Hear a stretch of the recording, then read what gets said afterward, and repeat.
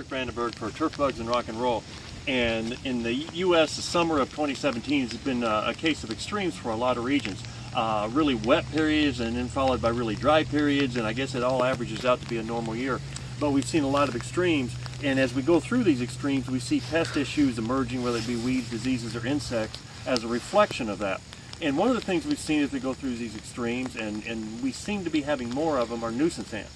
You know, here we've got a fire ant mound, and those of you in the southeast U.S. understand that one and the challenges for controlling it. But just regular nuisance ants, and across the United States there are lots and lots and lots of different species, although Lasius species, the turfgrass ant, seems to be the most common.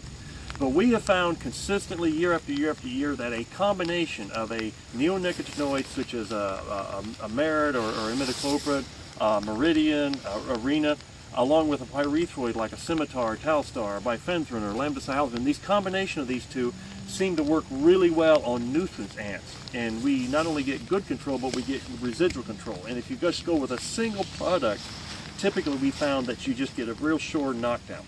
So keep that in mind if you run into these nuisance ants. We found really good control that way. The other issue or point I want to make here is that for the old crowd like me, they're always complaining about one thing.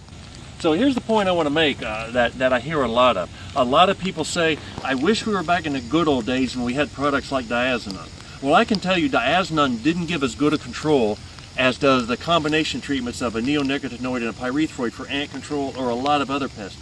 Today's new products are really good, and based on the data that I've collected over 30 plus years of doing this, they're actually better and more environmentally friendly, and they really do work well. And I don't want you to keep thinking back to the days of diazinon, the days of Triumph, the days of Mocap. Yeah, they were good products, they had their place, but today's products work well if you use them according to the label and according to recommendations.